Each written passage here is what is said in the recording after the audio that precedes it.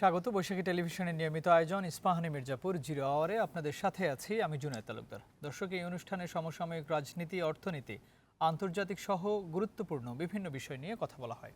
আমরা আজকেও আলোচনা করব। আলোচনার বিষয় নির্ধারণ করেছি প্রতীক বরাদ্দ ও প্রচারণা। এই বিষয়গুলো নিয়ে কথা বলার জন্য স্টুডিওতে আমার সঙ্গে উপস্থিত আছেন, প্রথমে পরিচয় করিয়ে দিতে চাই তাদের সঙ্গে, সারওয়ার তুষার, যুগ্ম আহ্বায়ক, জাতীয় নাগরিক পার্টি, এবং আছেন doctor Rakib Al Hasan, activist, youth leader ও রাজনৈতিক বিশ্লেষক। আপনাদের দুজনকে স্বাগত জানাচ্ছি আমাদের আজকের আয়োজনে। প্রিয় দর্শক, আমরা মূল আলোচনায় যাব, তার আগে আজকের বৈশাখী টেলিভিশনের প্রধান প্রধান শিরোনামগুলো দেখে আসি।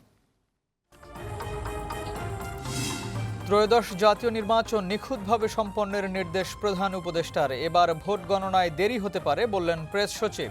দুইটা ভোট কাউন্টি একসাথে চলবে, হ্যাঁ, তারপরে সাথে আছে পোস্টাল ব্যালট। তো এই জন্য কিছু ক্ষেত্রে ভোট গণনার একটু দেরি হতে পারে। সেই বিষয়টা আপনারা অবশ্যই আমরা আশা করব যে আপনারা দেশবাসীকে জানাবেন। প্রতীক বরাদ্দ। 2 দশক পর সিলেটে বিএনপি চেয়ারম্যান তারেক রহমান। হযরত শাহজালাল রহমতুল্লাহ আলাইহের মাজার জিয়ারত। সকালে শুরু করবেন দলের নির্বাচনী প্রচারণা। মিরপুরে দলের কর্মীদের উপর হামলা ও হেনস্থার ঘটনায় জামায়াত আমিরের নিন্দা। মা বোনদের প্রতি সামান্য সম্মান দেখানো, নিশ্চয়ই তারা পরিবার থেকে সেই শিক্ষা পেয়েছে, যদি না পেয়ে থাকে এটা দুর্ভাগ্য। দেশকে এগিয়ে নেবে গণভোটে হ্যাঁ ভোট বললেন পরিবেশ উপদেষ্টা। এনসিপির অধিকাংশ প্রার্থী তরুণ, উচ্চশিক্ষিত, বেশিরভাগ ব্যবসায়ী। কারো কারো সম্পদের পরিমাণ 40 লাখ থেকে 5 কোটি টাকা। এবং আইসিসির সিদ্ধান্ত গেল বাংলাদেশের বিপক্ষেই। ভারতে খেলতে না গেলে নেওয়া হবে অন্য দল। বিসিবিকে দেয়া হয়েছে 24 ঘন্টা সময়।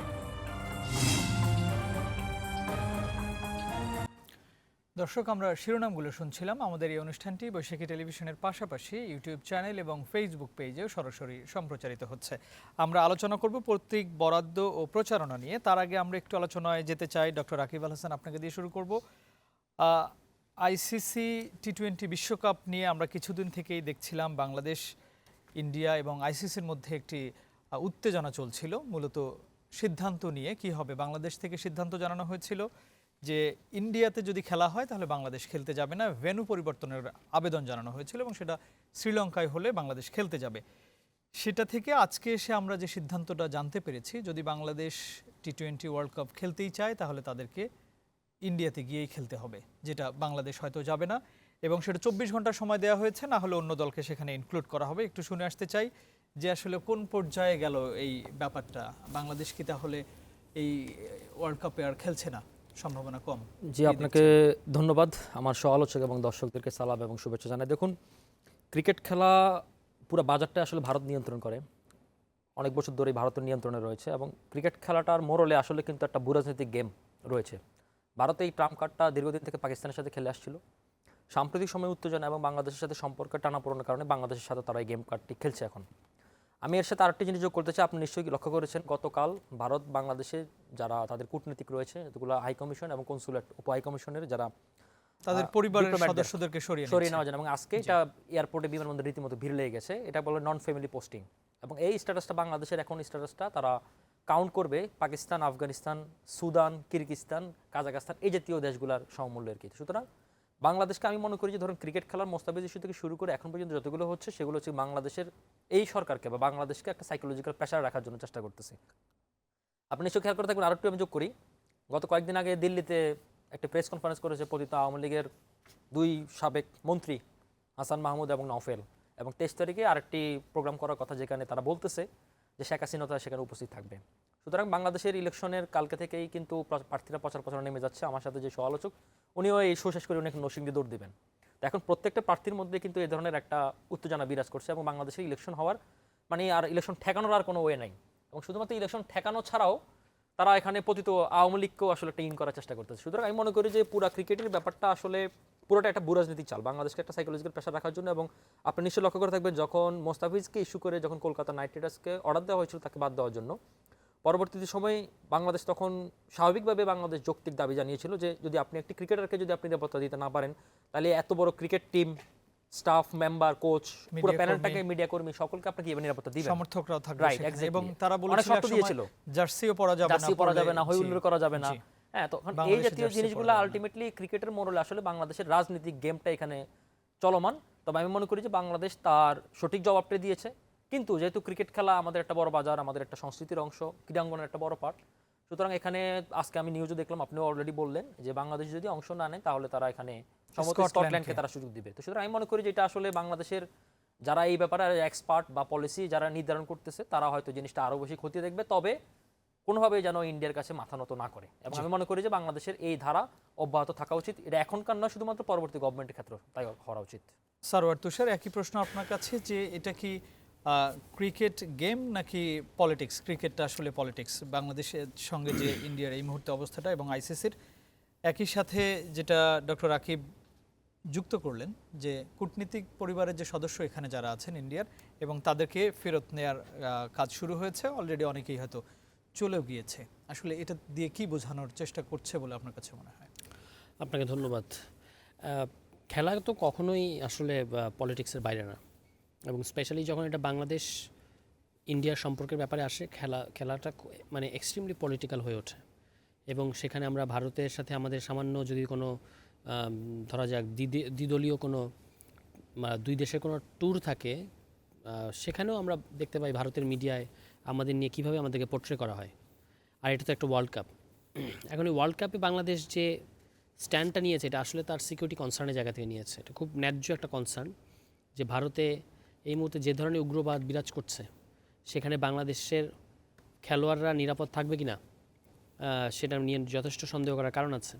এবং অতীতে বিভিন্ন ওয়ার্ল্ড কাপে যখন কোনো দেশ মনে করেছে যে তাদের সিকিউরিটি কনসার্ন তৈরি হয়েছে বা নিরাপত্তা ঝুঁকি তৈরি হয়েছে, তারা কিন্তু যায় নাই, মানে ওই তাদের জন্য ভেন্যু চেঞ্জ করা হয়েছে। হ্যাঁ, করা হয়েছে। যেমন ধরেন 1996-এ অস্ট্রেলিয়া এবং ওয়েস্ট ইন্ডিজ শ্রীলঙ্কায় ট্রাভেল করে নাই এই সিকিউরিটি কনসার্নের জায়গা থেকে।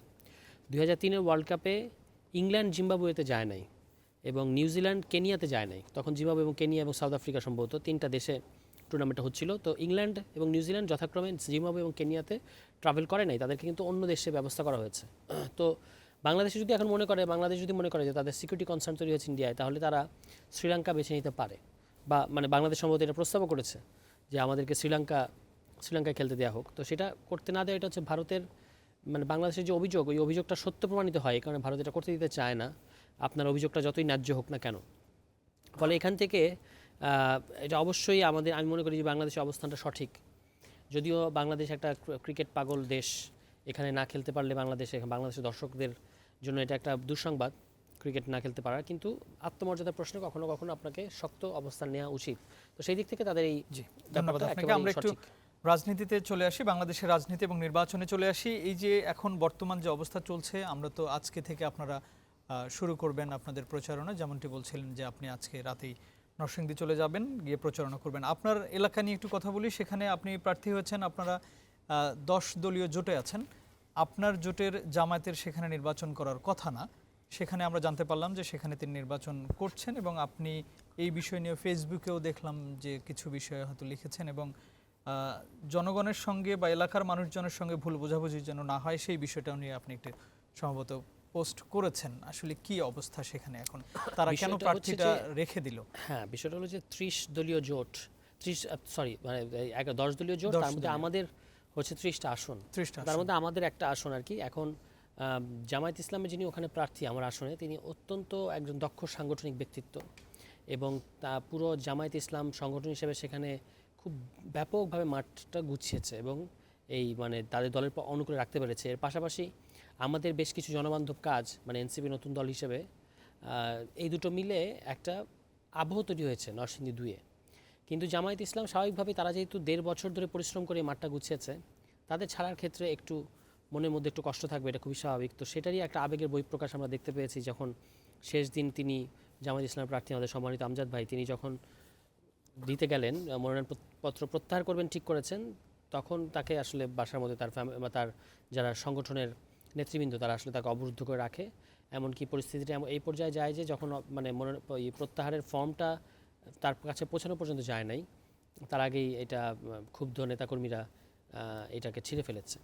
তো এটা আমি এটাকে একটা স্বাভাবিক প্রতিক্রিয়া হিসেবে দেখি। কেন বাংলাদেশের রাজনীতিতে আপনি দেখবেন যে ইভেন বিএনপিতেও এই সমস্যাগুলো আছে। জামায়াত ইসলাম তো এটা মাত্র 2টো জায়গায় আপনি আমার আসনে এবং না, বিএনপিতে তো এটা আছেই, কিন্তু বিএনপি এবং জামায়াতের মধ্যে সাংগঠনিকভাবে কিন্তু কিছু বেসিক পার্থক্য আছে, পার্থক্য right, আছে। হ্যাঁ, এটাই জামায়াত বলছি। একটা ইয়ের মধ্যে চলে যে খুবই চেইন অফ কমান্ড তাদের ভিতরে এই আছে। কারণে আপনি দেখবেন যে সেখানে এটা একটু অন্যরকম বিএনপিতে মনে হচ্ছে কিনা। ৭৯টা আসনে 92 জন বিদ্রোহী প্রার্থী। জি, জামায়াত ইসলামের আমাদের এই জোটে ঘটনা ঘটেছে মাত্র 2টা আসনে, আমার আসনে এবং চট্টগ্রাম 8-এ। চট্টগ্রাম 8 এবং মৌলভীবাজার 4। না, মৌলভীবাজার 4 এরকম না, মৌলভীবাজার 4 তো জামাতের প্রার্থী নাই। মৌলভীবাজার 4 হচ্ছে বাংলাদেশ খেলাফতে ইসলামের, মানে খেলাফতে ইসলামের খেলাফতে মজলিসের প্রার্থী। ওখানে ওই আসনটা উন্মুক্ত রাখা হয়েছে, উন্মুক্ত। ওটার কথা আলাদা।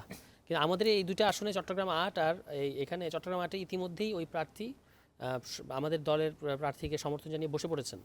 আর আমার আসনে তিনি দলের নির্দেশনা মেনে কিন্তু যদিও তার প্রতীক বরাদ্দ হয়ে গেছে, কারণ হচ্ছে তিনি যেহেতু মনোনয়ন পত্র প্রত্যাহার করতে পারেন না, ফলে রিটার্নিং অফিসারকে স্বাভাবিকভাবেই প্রতীকটা বরাদ্দ করতে হবে। কিন্তু তিনি দলীয় নির্দেশনা মেনে কিন্তু ডিসি অফিসে উপস্থিত হন নাই। এটা হচ্ছে তাদের মানে আমি বলবো যে এখানে তারা সাংগঠনিক যে চেইন অফ কমান্ডের কথা আপনি বলছেন, এটা কিন্তু তারা এখানে মানে রক্ষা করার চেষ্টা করেছেন। এবং আমাকে জামায়াত ইসলামের বিভিন্ন পর্যায়ের নেতৃবৃন্দ কিন্তু এটা বলেছেন, মানে আমাদের এলাকার, যে তারা আমাদের সাথে কাজ করবেন, কারণ এটা তাদের দলের নির্দেশনা। ফলে এখানে জামায়াতের এটা 2-1টা জায়গা এরকম হচ্ছে, কারণ তারা তাদের অতিরিক্ত যে পরিশ্রম এক একটা আসন কেন্দ্রিক, সেটার জায়গা থেকে একটু স্বাভাবিকভাবে তাদের মন খারাপ লাগছে। এটা আমার ধারণা ঠিক হয়ে যাবে।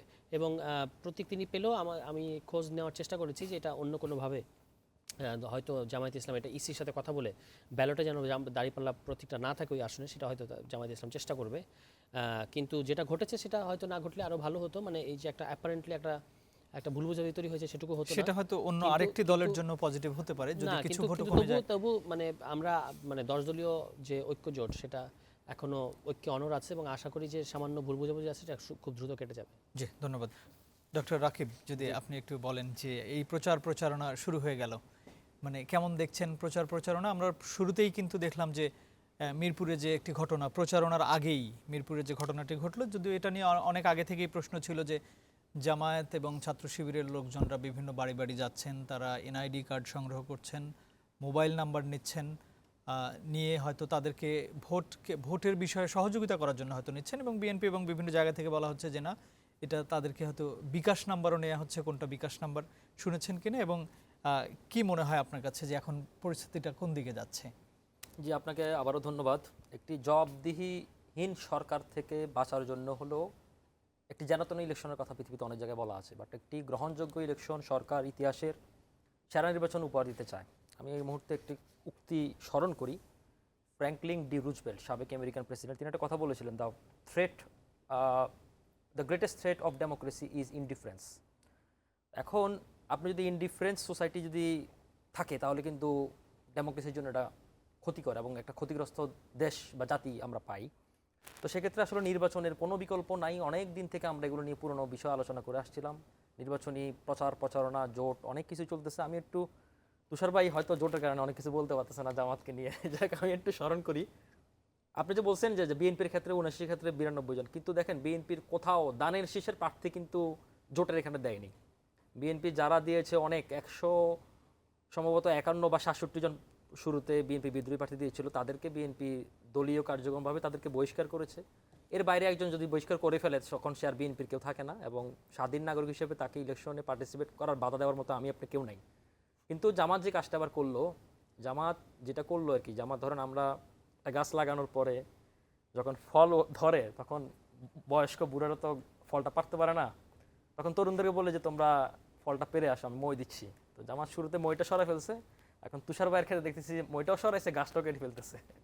তো সেক্ষেত্রে এটা আসলে খুব দুঃখজনক। এবং আমি মনে করি যে আমি আশা করি তুষার ভাই একজন ডেফিনেটলি একজন এফিশিয়েন্ট কম্পিটিটিভ প্রার্থী, এবং আমি আশা করি উনি যেন সংসদে জিতে আসে। কিন্তু যদি শেষ পর্যন্ত যদি আপনি আইনি মারপেচের কারণে যদি দাঁড়িপাল্লা প্রতি যদি সরাতে না পারেন, তাহলে এটা কিন্তু বিগ লুজারটা কিন্তু তুষার ভাই হচ্ছে। তো সুতরাং এখনো এই যে দোলাচলটা, এখন জামাতের এই পলিসি আসলে কি জানি না। জামাত আসলে ইনসাফ কায়েম করতে চায়। দীর্ঘদিন তারা গুপ্ত রাজনীতির সাথে অ্যাডাপশন করে ফেলেছিল, এখন কিনা তাদেরকে ইনসাফ কায়েমের জন্য এটাকে গুপ্ত ইনসাফ কিনা সেটা আমি আসলে জানি না। আর ওভারঅল নির্বাচনী পরিস্থিতি আসলে এখনো পর্যন্ত সে নির্বাচনের ফিলিংসটা আমি এখনো পাইনি। তো আগামীকাল থেকে হয়তো প্রচারণা নামবে। ইতিমধ্যে আপনি লক্ষ্য করেছেন আজকে বিএনপির চেয়ারম্যান জনাব তারেক রহমান তিনি সিলেটে গিয়েছেন। কালকে থেকে অফিসিয়ালি তিনিও সিলেট থেকে প্রচারণা শুরু করবেন, অন্যান্য প্রার্থীরাও শুরু করবেন। যারা আছে তারা নিজ এলাকায় চলে যাবেন, কারণ টাইমটা খুব সীমিত। আমি মনে করি 14 দিন, আপনাদের সম্ভবত 14 দিন, তাই না?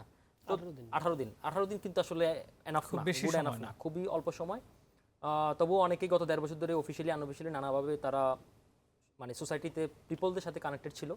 তো একটা উত্তেজনা আমরা আশা করি বিরাজ করবে এবং নির্বাচনের দিকে ধাবিত হবে এবং এই নির্বাচন বানচালের জন্য সর্বোচ্চ চেষ্টা চলবে। আপনার আগের পার্টে আমরা বলেছিলাম যে ক্রিকেট নিয়ে যে রাজনীতি ভূরাজনৈতিক গেম, সেখানে কিন্তু অনেক ইন্টারন্যাশনাল ফ্যাক্টর, লোকাল ফ্যাক্টর থাকবে যারা এই ইলেকশনকে প্রতিহিত করতে চায়, বানচাল করতে চায়। সুতরাং একই সাথে নির্বাচনী প্রচারণার সাথে সাথে আমরা কিন্তু সেটাও কিন্তু আমাদেরকে মোকাবেলা করতে হবে। আর একটা কথা এখানে বলি, সেটা হচ্ছে ধরুন নির্বাচনের জন্য সর্বোচ্চ ক্ষমতার অধিকারী কিন্তু এখন ইসি, অন্তর্বর্তীকালীন সরকার, কিন্তু তার বাইরে কিন্তু ভোটার, নাগরিক সমাজ কিংবা পলিটিক্যাল পার্টিগুলো রয়েছে। সুতরাং সকলের সম্মিলিত দায়িত্ব পালন করতে হবে, আদারওয়াইজ এই ইলেকশনকে আপনি সাকসেসফুল করতে পারবেন এবং এই ইলেকশন যদি সাকসেসফুল না হয় তাহলে কিন্তু এই গণতান্ত্রিক যাত্রা অব্যাহত হতে কিন্তু আমাদের খুব বিঘ্ন ঘটবে। এবং শুধু তাই না, আমাদের দীর্ঘদিন যে আমরা গণতান্ত্রিকের মধ্যে পথেই ছিলাম না, তো এখন এই নির্বাচনের মাধ্যমে আমরা গণতান্ত্রিক মিনিমাম প্যারামিটার পার করে আমরা যে একটা ডেমোক্রেসি রোডম্যাপে উঠবো, ট্র্যাকে উঠবো, সেই ট্র্যাকে ওঠার জন্য কিন্তু আমাদের বাধা দিলে আমাদের ভবিষ্যৎ গন্তব্য কিন্তু অনিশ্চিত হয়ে পড়বে।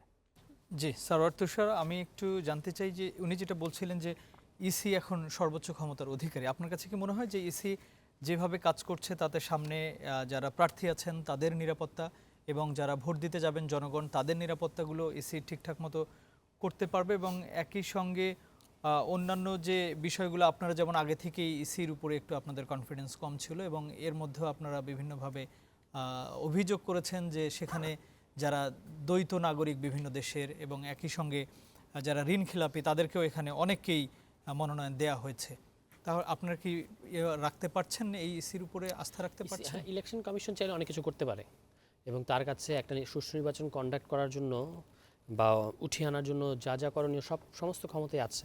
তারা এটা সঠিকভাবে ব্যবহার করতে পারবে কি না, নাকি রাজনৈতিক দলগুলোর কাছে অনেক সময় আমরা দেখি যে ইসি এভাবে কথা বলে যে রাজনৈতিক দলগুলোর সদিচ্ছা ছাড়া সুষ্ঠু নির্বাচন হবে না। এখন এটা অ্যাপারেন্টলি ঠিক মনে হয়, কিন্তু মুশকিল হচ্ছে যে সুষ্ঠু নির্বাচনের প্রধান বাধা কিন্তু রাজনৈতিক দলগুলোই। মানে ভোট কেন্দ্র যদি দখল করে, কেন্দ্র যদি সিল যদি মারে, এটা তো রাজনৈতিক দলগুলোই করবে, জাল ভোট হয়, এটা তো রাজনৈতিক দলগুলোই করবে নাকি?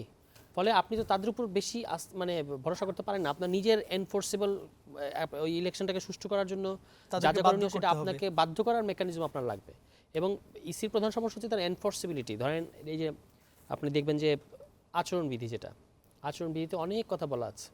এখন এটা কতটুকু ইসি বা ইসি মানে জেলা রিটার্নিং অফিসার এবং তাদের মধ্য দিয়ে ইসি নিয়ন্ত্রণ করতে পারবে প্রার্থীদের, সেটা নিয়ে যথেষ্ট পরিমাণ সন্দেহ আছে। যেমন ধরুন এই আজকে যে প্রতীক বরাদ্দ হলো বিভিন্ন জায়গায়, সুস্পষ্টভাবে আমাদের চিঠিতে লেখা ছিল যে প্রার্থী থাকবে, প্রার্থীর সাথে একজন থাকবে, আর প্রার্থী যদি না থাকে তাহলে প্রার্থীর একজন প্রতিনিধি এবং আরেকজন, এই দুজন।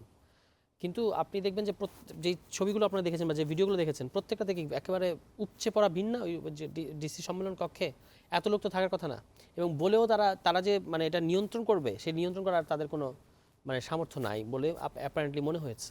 তো এইটা যদি আপনি এরকম একটা স্বাভাবিক ঘটনায়, নির্বাচন যেদিন আপনার প্রতীক দিচ্ছেন সেদিনই এই অবস্থা হয়, মাঠে তো যখন মুখোমুখি দাঁড়িয়ে যাবে, গতকালকে মিরপুরে একটা ঘটনার কথা আপনি বললেন, এরকম যদি ঘটনা আরও বাড়তে থাকে সেটা আপনি কীভাবে নিয়ন্ত্রণ করবেন? সবচেয়ে উদ্বেগজনক হচ্ছে আপনার অস্ত্র উদ্ধার, এবং যারা সন্ত্রাসী, যারা সুষ্ঠু নির্বাচনের পথে বাধা, তাদেরকে কিন্তু এখনও পর্যন্ত নিয়ন্ত্রণ বা তাদেরকে নিউট্রালাইজ করার কোনো মেকানিজম আমরা দেখতে পাইনি। আরেকটা জিনিস হচ্ছে ভোট কেন্দ্রগুলোকে সুরক্ষা। ভোট কেন্দ্রে সিসিটিভি ক্যামেরা থাকার কথা, সেটার ব্যাপারে কিন্তু এখনও পর্যন্ত কোনো কিছু বডি ক্যামেরার অগ্রগতি নেই। না, বডি ক্যামেরা তো এটা বাদ দিয়েছে এই প্রজেক্ট। পুলিশের যে বডি ওয়ার্ন ক্যামেরার কথা ছিল, এটা খুব ভালো একটা গুরুত্বপূর্ণ একটা দরকার ছিল এটার, কিন্তু সেটা কিন্তু পরবর্তীতে ওইখান থেকে সরকার সরে এসেছে। তারপর হচ্ছে আপনার এই বিভিন্ন বড় বড় ভোট কেন্দ্র যেগুলো একটু দূরবর্তী অঞ্চলে, সেখানে কিন্তু আপনার ওই যে বাউন্ডারি দেওয়ার একটা বিষয় আছে ভোট কেন্দ্রগুলোতে, সেটাও কিন্তু আপনার দেয়া হয় নাই। তো এগুলো মিলিয়ে আপনার ভোট কেন্দ্রগুলোকে সুরক্ষা দেওয়ার বিষয় আছে, সুষ্ঠু নির্বাচনের পরিবেশ তৈরি করাটা একটা গুরুত্বপূর্ণ বিষয়। অস্ত্র উদ্ধারের কথা বললেন, কয়েকদিন আগে স্বরাষ্ট্র উপদেষ্টা কিন্তু সাংবাদিকরা প্রশ্ন করার পর উনি বলেছিলেন যে আসলে যে অস্ত্রগুলো থানা থেকে লুট হয়েছে, যেগুলো এখন উদ্ধার হয়নি, সেগুলো ব্যবহার হবে না বলে উনি মোটামুটি নিশ্চিত করেছেন। কিভাবে উনি বলবেন? কিভাবে উনি বলতে পারেন, তাই না? তাও ভালো যে উনি এবার বলেন না যে আপনারা পেঁয়াজ নিয়ে প্রশ্ন করেন, উনি তো আগে এই কাজটা করেছিলেন। এটা তো আপনি বলতে পারেন না যে এগুলো ব্যবহার হবে না, আপনি জানেন না। আর শুধু লুট হওয়া, এই অবৈধ অস্ত্র উদ্ধার সংক্রান্ত আলোচনা একটা প্রধান সমস্যা হচ্ছে আমরা শুধু লুট হওয়া অস্ত্র নিয়ে আলোচনা করছি। প্রচুর অস্ত্র কিন্তু অবৈধ এমনি অস্ত্র অনেক ঢুকছে বিভিন্ন এলাকায়, আমরা খবর পাচ্ছি বা আমরা শুনতে পাচ্ছি, এবং এগুলোর নিশ্চিতভাবে ইন্টেলিজেন্সের কাছে তথ্যগুলো আছে, কিন্তু সেগুলোর কিন্তু কোনো ধরনের আমরা মানে উদ্ধার করার কোনো ধরনের ব্যবস্থা দেখছি না। এখন এই যৌথ অভিযানের ব্যাপারটা আমি একটা আরেকবার বলেছিলাম যে যৌথ অভিযানের মানে যদি এরকম হয় যে শুধুমাত্র নিরীহ কতগুলো আওয়ামী লীগার মানে যারা হয়তো একটা বিশ্বাসের জায়গা থেকে আওয়ামী লীগ করেছে সাপোর্ট করতো বা আপনি ভোট তাদেরকে দিত। ধরছেন, কিন্তু যারা আসলে সামনে ইলেকশনের জন্য সমস্যা তৈরি করবে ধরে দেখাতে হবে তাদেরকে, বা তাদেরকে নিউট্রালাইজ করতে হবে, কিন্তু সেটার তো কোনো আমরা আলামত দেখতে পাচ্ছি না। ঠিক আছে, মানে দেখা গেছে যে আওয়ামী লীগের যারা শীর্ষ সন্ত্রাসী তারা কিন্তু বিভিন্ন দলে ভিড়ে গেছে, এবং আপনি অনুমান করতে পারেন মোস্ট অফ দ্য কেসেসে কোন দলের মধ্যে গেছে। কিন্তু যারা একটু নিরীহ, বয়স হয়ে গেছে অনেক 70-এর কাছাকাছি, তাদেরকে ধরে এক ধরনের আইওয়াশ দেখানো হচ্ছে। তো এটা তো আসলে আমাদের কাঙ্ক্ষিত লক্ষ্যে আমাদেরকে পৌঁছাতে দেবে না। এবং যারা সন্ত্রাসী, যারা হচ্ছে এখন যারা পেশি শক্তি নির্ভর দল, তাদের মধ্যে যে তাদের দলে যে সন্ত্রাসীগুলো আছে তাদেরকে ধরার ব্যাপারেও কিন্তু কোনো অগ্রগতি নাই।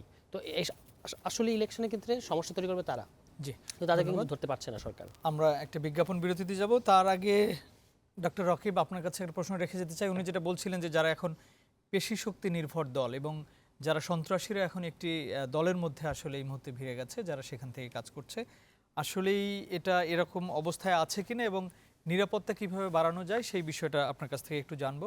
প্রিয় দর্শক, ইস্পাহানি মির্জাপুর জিরো আওয়ারে নিচ্ছে একটা ছোট্ট বিরতি, ফিরছি কিছুক্ষণ পর।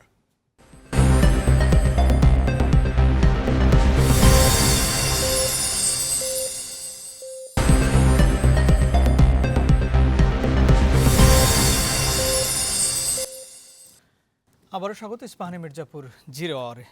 ডক্টর রাকিব, আপনার কাছে প্রশ্নটি করে গিয়েছিলাম যে প্রচারণা যেহেতু চলছে, এখন তো বিভিন্ন রকমের সংঘাতের একটু সংশয় থেকেই যায়, সেই ক্ষেত্রে নিরাপত্তা ব্যবস্থাটা কেমন এবং সরকার সেটা সামলাতে পারবে কিনা সুন্দরভাবে, সেটা একটু জানতে চাইবো। তারপরে আমার অন্য একটি প্রশ্ন আছে, আমি একটু পরে করছি। আপনাকে আবারও ধন্যবাদ। দেখুন, নিরাপত্তার ইস্যুটা নিয়ে তো সবচেয়ে বেশি কনসার্ন, এটা শুধুমাত্র রাজনৈতিক দলগুলো নয়, ভোটারদের, প্রার্থীদের, সকলে, জনগণেরও। এবং আমরা সরকার কতটুকু নিরাপত্তা দিবে বা দিতে পারবে, সরকার কিন্তু ঘোষণা দিয়েছে তারা ড্রোন সেট আপ করবে অনেকগুলো জায়গায়। কিন্তু আমাদের কাছে যেটা দৃশ্যমান সেটা হচ্ছে কি, শহীদ ওসমান আদি খুন হয়েছে, খুনের পর তার হত্যাকারীর এখনও বিচার হয়নি, এবং বিচার না হয়ে এখন তার পরিবারকে ক্ষতিপূরণ দিচ্ছে রাষ্ট্র। কিন্তু আসলে ইন্স্যুরেন্স কিংবা বিমা না যে ক্ষতিপূরণ দিবে, রাষ্ট্রের কাজ হচ্ছে সন্ত্রাসীদেরকে খুঁজে বের করা এবং তার বিচার নিশ্চিত করা। এখন এই সরকার যে জবাবদিহিতা সরকার না, যার কারণে সরকার যাচ্ছে তাই করে এগুলো পার পেয়ে যাচ্ছে। কিন্তু এই ইলেকশন যদি সরকার যাচ্ছে তাই করে যায়, তাহলে কিন্তু সেই ইতিহাসের কাছে বড় একটা দায়বদ্ধ থাকবে। এবার আসলে আপনি যে সন্ত্রাসীদের কথা বলছেন, দেখুন, সন্ত্রাসীরা আসলে কোনো দল কিন্তু তাদেরকে ওন করে না, কিন্তু ব্যাপারটা হচ্ছে প্রত্যেকটি দলে সন্ত্রাসীরা আছে, সুপ্ত, গুপ্ত, প্রকাশ্য, তিনভাবে আছে। আর এই মুহূর্তে বাংলাদেশের নিরাপত্তার জন্য সবচেয়ে বেশি থ্রেটেন কারা? ধরেন যারা পতিত ফেসিবাদ, তারাও চায় না যে দেশে একটা নির্বাচন হোক, কারণ নির্বাচন হলে তারা অপ্রাসঙ্গিক হয়ে যাবে। অথবা যারা বায়বীয় ক্ষমতা ভোগ করতেছে, তারাও মনে করে যে নির্বাচন না হলে তারা আরও কিছুদিন ভোগ করতে পারবে। সুতরাং নির্বাচনের জন্য সবচেয়ে বড় বাধা দুইটা, এই দুই গ্রুপ। আরেকটা যোগ করে আপনার সাথে দেখুন, আপনি যে গতকাল মিরপুরের ঘটনাটা উঠালেন, দেখুন মিরপুরের ঘটনাটা কী নিয়ে হয়েছিল। মিরপুরের ঘটনাটি হয়েছিল যে একজন ভদ্র মহিলার কাছে মাগরিব নামাজের আগে গিয়েছিল ভোট চেতে, তারপর তার ফোন নাম্বার এবং হচ্ছে বিকাশ এনআইডি কার্ড নাম্বার চাওয়ার পর তিনি না দেওয়ার কারণে চার্জিং অবস্থা হয়েছিল। তারপর হাতাহাতির পর্যায়ে তখন একটি দলের, আমি বলবোই নাম, জামাত ইসলামের লোকজনরা আসার পরে তখন মানে এলাকাবাসী তখন ধাওয়া দেয়, কাউকে বন্দি করে, সেনাবাহিনী আসে হাত ধরে, শেষ পর্যন্ত কিন্তু তারা সরি বলে তাদেরকে ছেড়ে নিয়ে যায়। কিন্তু সারাক্ষণ সোশ্যাল মিডিয়াতে ট্যাগিং করা হচ্ছে যেটা বিএনপির সাথে জামাতের আসলে মারামারি লাগলো, বা ইলেকশন কেন্দ্রিক তাদের মধ্যে মারামারি লাগলো। আমি অনেকগুলো নিউজও দেখলাম, কিন্তু ঘোষণা সত্য না। একই বিষয়টা কিন্তু আমরা পাবনার ক্ষেত্রে দেখেছিলাম যে নিজেদের লোকদেরকে দিয়ে তারা বিএনপির উপর চাপিয়ে দিচ্ছে। সুতরাং আগামীতে এই ইলেকশন কালকে থেকে কিন্তু সিনারিগুলো অনেক বাড়বে। এবং আপনি মনে রাখবেন, এখন কিন্তু ধরেন প্রত্যেকটি প্রার্থী কিন্তু 300 আসনে ছড়িয়ে ছিটে যাবে। সুতরাং এই নিরাপত্তা কনসার্নটা কিন্তু একটা বড় বিষয়। আরেকটা বিষয় হচ্ছে যদি সরকার নিরাপত্তা দিতে পারতেছে না, একটা বিষয়। আরেকটা বিষয় হচ্ছে ধরেন তার মধ্যে কোনো গুড ইন্টেনশন বা গুড উইলটা আমরা দেখতে পাচ্ছি না। আপনি দেখুন, তারা কিন্তু অস্ত্র উদ্ধারের কোনো খবর নাই, কিন্তু বলতেছে যে যেসব অস্ত্র অবৈধ অস্ত্র গেছে সেগুলো পানিতে ফেলে দিচ্ছে, ডোবাতে ফেলে দিচ্ছে, নালাতে ফেলে দিচ্ছে, সেগুলো ইউজ হবে না উনি কথা দিচ্ছে। তাহলে ওনার কাছে নিশ্চয়ই নিউজ আছে, এগুলো কোথায় আছে, তাহলে উনি কীভাবে জানেন এটা নিশ্চিত করে। সুতরাং এই যে গাফিলতিগুলো করে, এগুলো করে কিন্তু আসলে ইলেকশনের কন্ডাক্টিং টাইমটা যে আগামী দিন থেকে শুরু হচ্ছে, সেটা কিন্তু সে ঝুঁকিপূর্ণ করে তুলতেছে, এবং সরকার নিজেটা ঝুঁকিপূর্ণ করে তুলতেছে। এবং সরকারের নিজেরা যদি কোথাও ডেফিসিয়েন্সি বা লেকিংস থাকে, সরকার সবাইকে নিয়ে বসুক যে আমরা এটা ফিল করতেছি। একটা রাজনীতি সরকার না, কিন্তু পলিটিক্যাল পার্টিগুলো তো রাজনীতি ব্যক্তিত্বরা রয়েছে। সুতরাং তাদের কাছে তারা হেল্পটা চাইতে পারে যে আমরা এই জায়গায় ডিফেন্সি ফিল করতেছি, আপনারা আমাদেরকে সাহায্য করুন। কারণ সকলের টিম ওয়ার্ক না হলে একটা ভালো নির্বাচন আপনি যত মুখেই বলেন না কেন উপহার দিতে পারবেন না, এবং ভালো নির্বাচন না হলে পরবর্তী পরিস্থিতি কিন্তু আমাদের অনেক খারাপ দিয়ে যাবে। এবং আমি আশঙ্কা করি যে আমাদের ইলেকশন যদি একটা গণতান্ত্রিক স্মুথ পাওয়ার ট্রানজিশনে গণতন্ত্র উত্তরণ না হয়, তাহলে কিন্তু আমরা একটা গৃহযুদ্ধের মতো অবস্থায় চলে যেতে পারি। সুতরাং এই জিনিসগুলো কিন্তু আমাদের আগে থেকেই ক্যালকুলেটিভ হিসাব করে মাথা রাখা উচিত।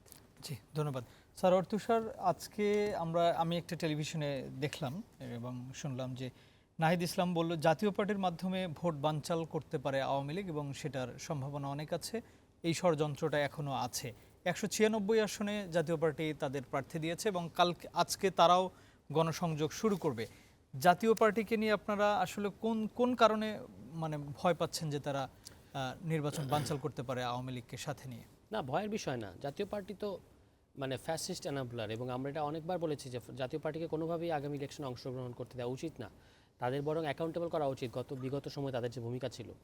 এবং জাতীয় পার্টিকে নির্বাচনে অংশ নেওয়ার যে বিগার প্লটটা হচ্ছে মানে এরকম মনে করার আশঙ্কা করার যথেষ্ট কারণ আছে যে ধরেন তাদের যে ভূমিকা ছিল, তারা গত জুলাইও বলেছে যে কারফিউ জারি করে গুলি করা উচিত, এটাতে তারা সম্মতি দিয়েছে বা আওয়ামী লীগকে ওই দিকে নিয়ে গেছে। ফলে জনগণ এবং ফ্যাসিবাদ বিরোধী রাজনৈতিক দলগুলোর তৃণমূলের নেতাকর্মীদের তাদের উপর ব্যাপক রকমের ক্ষোভ আছে। তারা যখন আপনার ইলেকশনে ক্যাম্পেইন করতে নামবে তখন যদি কেউ তাদেরকে প্রতিরোধ করতে চায়, মানে আপনার জনগণের কোনো অংশ, তখন কিন্তু ইলেকশনের পার্টি হিসেবে জাতীয় পার্টিকে প্রোটেকশন দিতে হবে পুলিশকে। পুলিশ তখন তাকে প্রোটেকশন দিতে বাধ্য, আপনি পুলিশকে তখন কিছু বলতে পারবেন না। তখন যে একটা, তার মানে কি পুলিশ আসলে জনগণের বিরুদ্ধে দাঁড়াচ্ছে জাতীয় পার্টির হয়ে, এটা আপনি একটু কল্পনা করে দেখেন ব্যাপারটা কীরকম দাঁড়ায়। তখন কি পরিস্থিতিটা 195টা আসনে যদি এরকম ঘটনা ঘটতে থাকে, তাহলে পরিস্থিতিটা তো একটু খারাপের দিকে যেতে পারে। এবং গেলে তখন এটা কি, তখন যদি জাতীয় পার্টি বলে যে ইলেকশন করার পরিবেশ নাই, আমরা ইলেকশন থেকে সরে আসলাম, এই কথা বললে ইলেকশনের কিছু হবে না হয়তো, কিন্তু ইলেকশনটা কিছুটা হলেও তো আপনার বিতর্কিত বা প্রশ্নবিদ্ধ হলো। তো এই পুরো জিনিসটা আয়োজনটাই আসলে উচিত ছিল না, উচিত ছিল জাতীয় পার্টিকে ইলেকশনে বাইরে রাখা। সেখান থেকে আমাদের আহ্বায়কের এই মন্তব্য। না, তাদেরকে তো নির্বাচন কমিশন থেকে নিষিদ্ধ করা হয়নি, তাহলে তাদেরকে কোন উপায়ে বাইরে রাখবে? আপনারা আওয়ামী লীগকে নিষিদ্ধ করার জন্য আন্দোলন করলেন, মানে উচিত ছিল সেখানে যে সরকার নিষিদ্ধ করলো, এটা তো ইলেকশন আপনারা কমিশনের কাজ এটাকে না। জোরালোভাবে কেন করলেন না জাতীয় পার্টিকে নিষিদ্ধ করার? আমরা অনেকবার বলেছি এবং এটা সরকার এটাকে খুব সিরিয়াসলি নেয় নাই। আমরা অনেকবার বলেছি যে সরকারের উচিত হচ্ছে, আপনি যেমন ধরেন এবার কি বিপ্লবী ওয়ার্কার্স পার্টি, ওয়ার্কার্স পার্টি কিংবা জাসদ যেটা ইনুর নেতৃত্বে, তারা কি ইলেকশন করছে? না, তারা করছে। তারা জাতীয় পার্টি করতে পারবে কেন? একই ভূমিকা তো সবার। তারা খুবই ছোট এবং যে দুই একজন তারাই নেতা, তারাই এমপি ছিলেন, তারা জেলেই আছে এখন। আসলে তাদের সেই সুযোগটা ওই দল নেই। তো এখনো আছে, কিন্তু দলের কেউই তো ইলেকশন করতে দাঁড়াচ্ছে না, তাই না? জাতীয় পার্টির ক্ষেত্রেও আপনি দেখবেন যে 195 জন, আপনি একটু তাদের ব্যাকগ্রাউন্ডগুলো খতিয়ে দেখেন, আর কি সবাই একদম জেনুইনলি জাতীয় পার্টির লোক। আপনি খুঁজলে এখানে অনেক আওয়ামী লীগেরও পাবেন, ঠিক আছে? তো আমার কাছে মনে হয়েছে যে তাদের মানে কোনো রাজনৈতিক দল, এমনকি এস্টাবলিশমেন্টের কোনো অংশ চায় জাতীয় পার্টির নির্বাচনে অংশ নিক, নাহলে জাতীয় পার্টিকে এবার নির্বাচনে অংশ, আমি ওনাদের দলের নেতৃস্থানীয় লোকদেরকে বলতে শুনেছি এই টকশোতে, তারা বলেছে যে আমরা নির্বাচন যাবো কিনা ভেবে দেখবো। তারাও এটা ব্যাপার খুব সিরিয়াস ছিল না। কিন্তু আমার মনে হয়েছে যে এবার এস্টাবলিশমেন্ট ও পাওয়ারের বিভিন্ন যে ব্লক, কেউ বিভিন্ন জায়গা থেকে তাদেরকে ইনসিস্ট করা হচ্ছে যে তাদের মধ্যে চাওয়া আছে জাতীয় পার্টি আসুক, ঠিক আছে, এবং তাদেরকে একটা বিরোধী দল বানানোর একটা চেষ্টা আছে আর কি। কিন্তু জাতীয় পার্টির ক্ষেত্রে আপনি যেটা বললেন যে নিষিদ্ধ না করলেও তাদের বিরুদ্ধে ব্যবস্থা নেওয়ার সুযোগ ছিল, এবং যখন আপনি এটা অন ট্রায়াল, তখন কিন্তু আপনি অংশ নিতে পারতেন না নির্বাচনে, বা তাদের ব্যাপারে এটা একটা সিদ্ধান্ত নেওয়া যেত। সব সিদ্ধান্ত আর আইনি হতে হয় না, রাজনৈতিক সিদ্ধান্ত বলতে একটা ব্যাপার আছে। যদি সর্বদলীয় একটা ঐক্য হইতো, সরকার প্রধান বিভিন্ন ইস্যুতে আপনার ডাকে বিভিন্ন দলকে, তো প্রধান দলগুলোকে যদি উনি ডেকে বলতেন যে জাতীয় পার্টিকে ইলেকশন করতে দিলে এই সমস্যা হবে, বা আমরা নৈতিক এবং রাজনৈতিক কারণে তাদেরকে অংশ দিতে পারি না, এই ব্যাপারে আপনাদের মতামত বলেন, কোনো দল কি প্রকাশ্যে বলতো যে আমরা এটা এটা বিরোধিতা করি? কোনো দল বলতো না। তো ওই সিদ্ধান্তটা নেওয়া উচিত ছিল। আপনি কি আরেকটা জিনিস দেখেছেন কিনা, জিএম কাদের গতকাল কিন্তু বলেছে যে তারা না ভোটের পক্ষে এবং না ভোটের জন্য তারা কাজ করবে, তাদের যারা ভোটার আছে সবাইকে তারা বলবে। এক্স্যাক্টলি এই কারণেই কিন্তু আমাদের আহ্বায়কের বক্তব্যটা জাস্টিফাইড হয় যে তারা না ভোটের জন্য মাঠে নামবে। তার মানে তারা আসলে একটা মানে কোনো রাজনৈতিক দল, কিন্তু বাংলাদেশের কোনো রাজনৈতিক দল না ভোটের ক্যাম্পেইন করছে না, বিএনপিও করছে না। বিএনপি তো কালকে ক্লিয়ার করে দিয়েছে যে তারা হ্যাঁ ভোটের পক্ষে কাজ করছে। তৃণমূলে কিছু জায়গায় অতি উৎসাহী কিছু নেতাকর্মীরা না ভোটের পক্ষে বলে, বুঝে বলে ফেলে, কিন্তু বিএনপি অ্যাজ এ দল কখনোই না ভোটের পক্ষে যাবে না। তাহলে একমাত্র দল হিসেবে জাতীয় পার্টি না ভোটের পক্ষে যাবে, তাহলে এটা নিয়ে কি আরেকটা ক্ষোভ তৈরি হবে না? যে কথাটা আমি একটু আগে বললাম, এটা কিন্তু আরেকটা ক্ষোভ তৈরি করবে আপনার জনগণের মধ্যে। এবং বিশেষত সবচেয়ে অ্যালার্মিং হচ্ছে আপনার, আজকে আমি দেখেছি কোনো একটা জায়গায় এরকম যারা জুলাই কেন্দ্রিক যে বিভিন্ন সংগঠন আছে, জুলাই অ্যালায়েন্স, বৈষম্যবিরোধী ছাত্র আন্দোলন, তারা কিন্তু রিটার্নিং অফিসারের ওখানে গিয়ে বিরোধিতা করছে যে আপনারা তাকে প্রতীক দেবেন না। ফলে তখন তারা যখন না ভোটের ক্যাম্পেইনে নামবে, তখন কিন্তু একটা মুখোমুখি পরিস্থিতি তৈরি হবে। এটাও আরেকটা ঝুঁকির দিক। কিন্তু এখন আপনি না ভোটের ক্যাম্পেইন নামছেন, বিক্ষুব্ধ জনতা এবং ছাত্র জনতা যারা আপনার বিপ্লবী, যারা ইলেকশনের পার্টি না, কিন্তু ওই যে বিভিন্ন সংগঠন আছে, তারা এখন আপনাকে প্রতিহত করতে চাইলো, প্রতিরোধ করতে চাইলো, বা এটার প্রতিবাদ করলো, তখন আপনি বলবেন যে আমার নিরাপত্তা নেই, আমি ইলেকশন করবো না, আমি চলে আসবো। তো এই যে ইলেকশন বানচাল করে, এটা একটা রিজন হতে পারে, পুরো ইলেকশনটার উপরে একটা ইমপ্যাক্ট তৈরি হতে পারে। ডক্টর রাকিব, আপনার কাছে একটু জাতীয় পার্টি নিয়ে জানতে চাই যে আসলে জাতীয় পার্টি 196টি আসনে তারা তাদের প্রার্থী দিয়েছে এবং আজকে থেকে প্রচারণা চালাবেন, যেটা সরোয়ার তুষার বলছিলেন যে এমনও হতে পারে যে জাতীয় পার্টিকে কেউ বিরোধী দলও হয়তো বানাতে পারে বা অন্য কেউ ইনসিস্ট করছে যে জাতীয় পার্টি যেন নির্বাচনটা করে। জি, আপনাকে ধন্যবাদ। দেখুন, আসলে বিরোধী দল কে হবে কিংবা সরকারকে গঠন করবে এটা পুরো দায়িত্বটা জনগণের। জনগণ যাকে ম্যান্ডেট দিবে, যাকে জিতে আনবে, এটাতে আমার আপনার হস্তক্ষেপ করার সুযোগ নেই, মন্তব্য করার সুযোগ নেই। এখন যেহেতু জাতীয় পার্টি সুযোগ পেয়েছে, এখন তারা আমার আপনার মতো, বিএনপির মতো, জামাতের মতো, এনসিপির মতো বা ইসলামী আন্দোলনের মতো প্রত্যেকটি দলের মতো তারা সমান সুযোগ সুবিধা পাবে, এটাই স্বাভাবিক। এখন তারা বিরোধী দল হোক না, মানে সরকার গঠন করুক কিংবা ইলেকশন বয়কট করুক, সেটা আমার দেখার বিষয় না। কিন্তু এটা গণতান্ত্রিক সারফেসে যেহেতু তারা পার্টিসিপেট করে ফেলছে এবং একটা টানেলের মধ্যে তারা ঢুকে গেছে, সুতরাং টানেলে যেহেতু ঢুকে পড়ছে, এখানে আমার আর কিছু বলার নাই।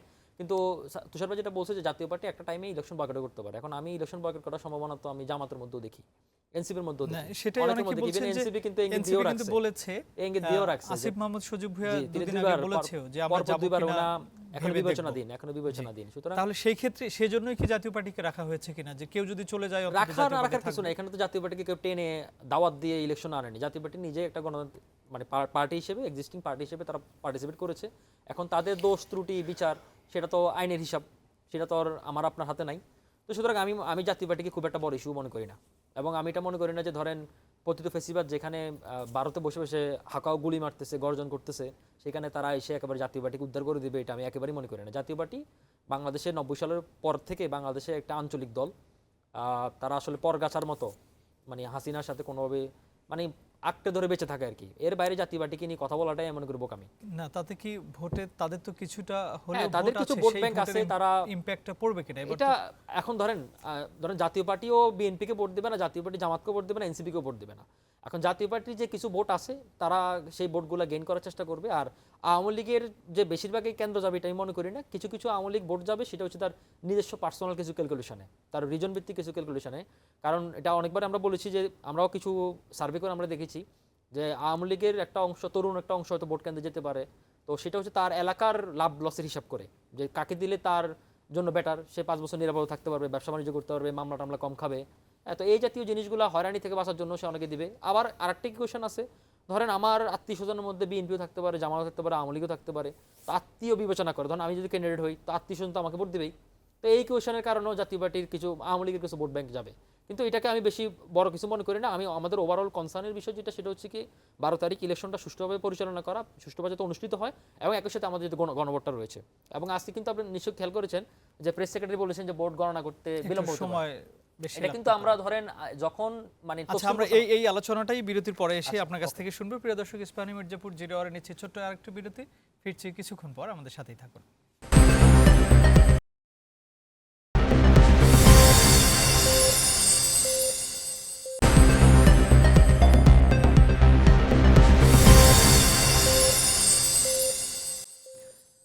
আবারও স্বাগত ইস্পাহানি মির্জাপুর জিরো আওয়ারে। প্রিয় দর্শক, আমরা কথা বলছিলাম প্রতীক বরাদ্দ প্রচারণা নিয়ে। আমরা আবারও একটু সার্ভার তুষার আপনার কাছে যেতে চাই।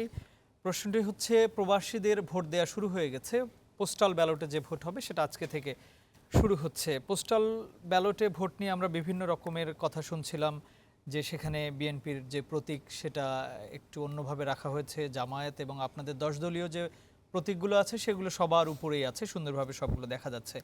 এবং পোস্টাল ব্যালট নিয়ে যে কনফিউশন, সেটার মানে আপনাদের দিক থেকে কি বলবেন? আর একইভাবে যে বাইরে প্রায় 8.5 লাখের মতো ভোটার আছে যারা পোস্টাল ব্যালটে দেশের বাইরে থেকে ভোট দেবেন, সেই ভোট কি পাওয়ার প্রত্যাশা কেমন আপনার কাছে, যে কেমন পেতে পারেন? আমি শেষ থেকে শুরু করি, যেহেতু এখন 12:30 উপরে বাজে, অর্থাৎ আজকে আনুষ্ঠানিকভাবে ভোট চাওয়াটা শুরু হয়েছে।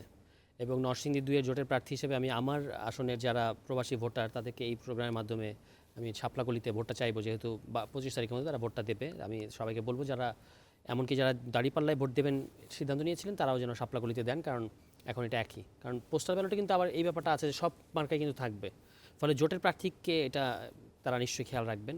আর এর বাইরে যেটা কিছু কনফিউশন হয়েছে, এটা আমার কাছে মনে হয়েছে যেহেতু নতুন একটা জিনিস, একেবারেই নতুন জিনিস পোস্টাল ব্যালট, এই কারণে একটা কনফিউশন কিংবা দলগুলোর মধ্যে এক ধরনের বিভ্রান্তিও আছে। পরবর্তীতে সম্ভবত বিএনপির আপত্তির ভিত্তিতে এটাকে আবার কিছুটা রিনোভেট করা হয়েছে যতটুকু আমি দেখলাম। দেশে যেটা হবে পোস্টাল ব্যালটে যারা দেশে ভোট দেবে তাদেরটা পরিবর্তন করা, আর যেটা ওখানে আছে সেটা বিএনপি যেটা যে কথাটা বলেছে যে এটা ভাঁজ পড়ে যাবে, এটা কিন্তু দাবিটা সঠিক না। কারণ হচ্ছে পোস্টাল ব্যালটে মানে আপনি টিক দেবেন, ফলে এটা সমস্যা হওয়ার কোনো কারণ নেই। এটা কিন্তু সিল মারা না, টিক মারা। টিক মারলে ভাঁজ করলেও কোনো সমস্যা হবে না।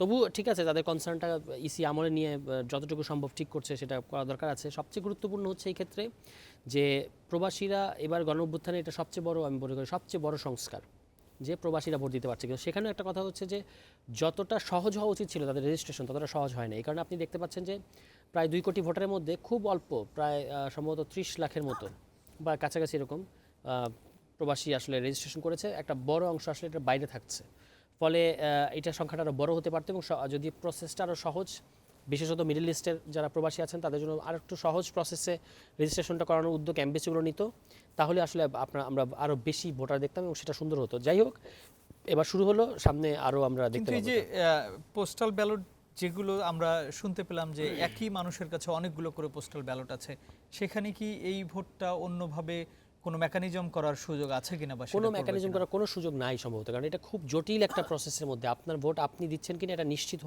হওয়ার মানে বেশ কয়েকটা ধাপ আছে। এটা কোন কারণে এক ব্যক্তির কাছে এতগুলো গেছে সেটা আমি জানি না, এটা নিশ্চয়ই সংশ্লিষ্ট যারা আছে তারা উত্তর দেবে। কিন্তু তবু যদি থাকেও এটা আসলে ওরকম সিল মারার মতো বিষয় না। এটা 3-4টা ধাপে, আমি এটা পড়েছিলাম, 3-4টা ধাপে ভেরিফিকেশন আছে, যেটার মধ্য দিয়ে আপনার ভোটটা আপনি দিচ্ছেন এটা নিশ্চিত করা হবে। ফলে এখানে আমার ধারণা যে অভিযোগগুলো তোলা হচ্ছে এটা আসলে ঠিক অভিযোগ না, কিন্তু কেন এক ব্যক্তির কাছে এত ব্যালট আছে সেটার উত্তর নিশ্চয়ই ইলেকশন কমিশনকে দিতে হবে।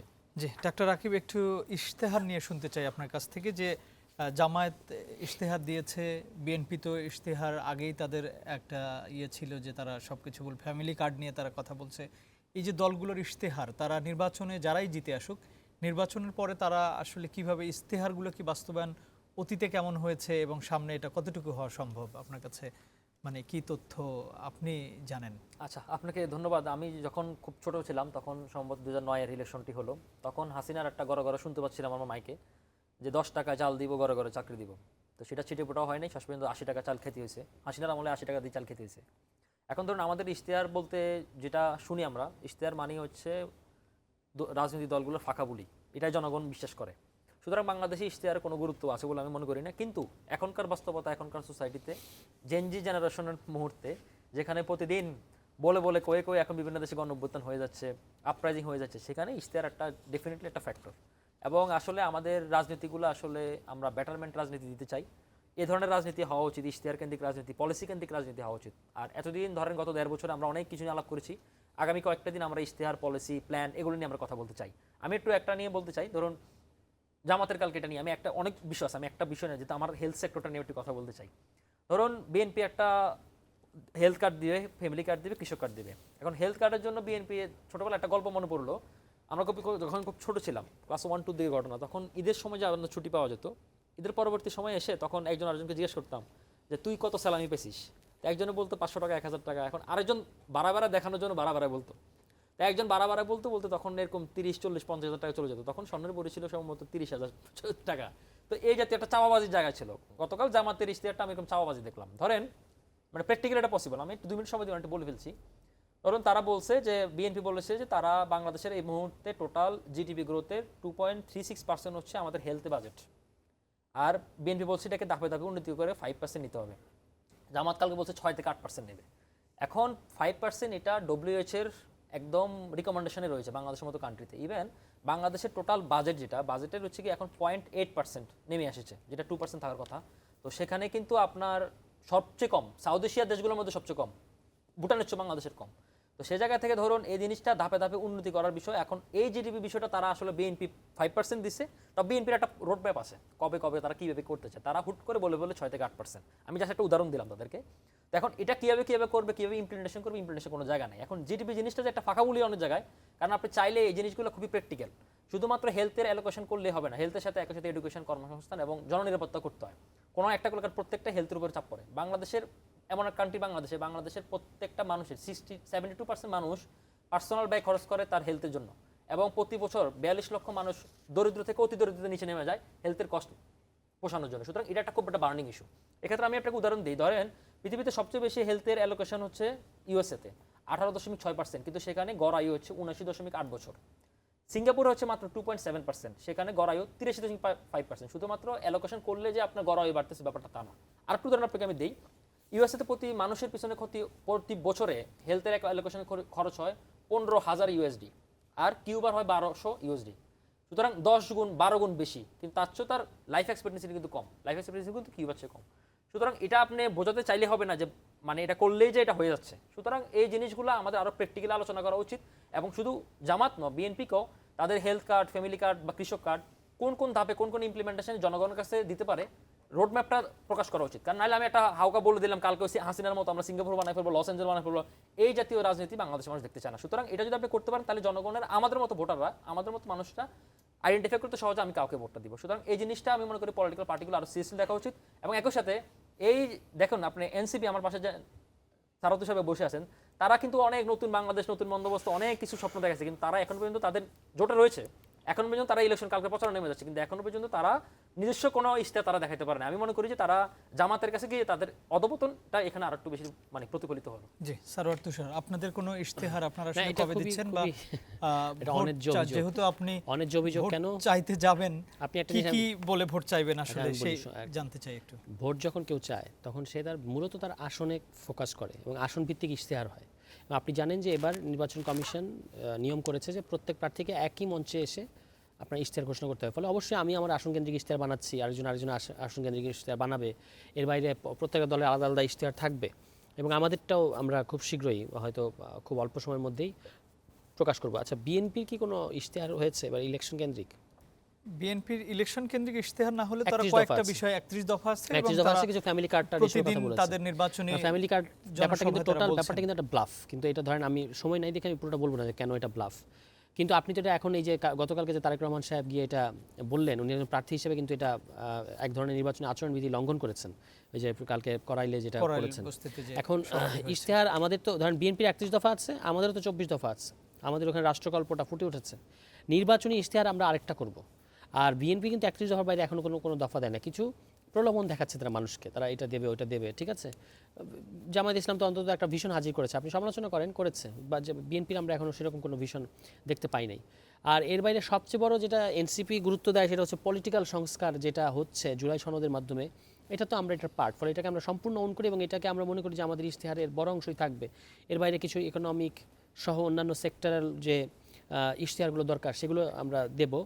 আর প্রত্যেকটা প্রার্থী আমাদের তারা আসন কেন্দ্রিক ইশতেহার দেবে, ফলে আমরা ইশতেহার ছাড়া যে কথাটা উনি বললেন এই অভিযোগটা সত্য না এবং কিছুটা বিদ্বেষমূলক আমার কাছে মনে হয়েছে। জি ধন্যবাদ। আমরা আজকে আর আলোচনা, আপনি কিছু অ্যাড করতে চান কিনা? না, আমি জি ধন্যবাদ। আপনাদের দুজনকে অসংখ্য ধন্যবাদ স্টুডিওতে এসে সময় দেওয়ার জন্য। প্রিয় দর্শক, এই ছিল আমাদের আজকের আয়োজন। আগামীকাল অন্য কোনো বিষয় এবং অন্য কোনো অতিথি নিয়ে একই সময় আবারও দেখা হবে। সে পর্যন্ত ভালো থাকবেন। শুভরাত্রি।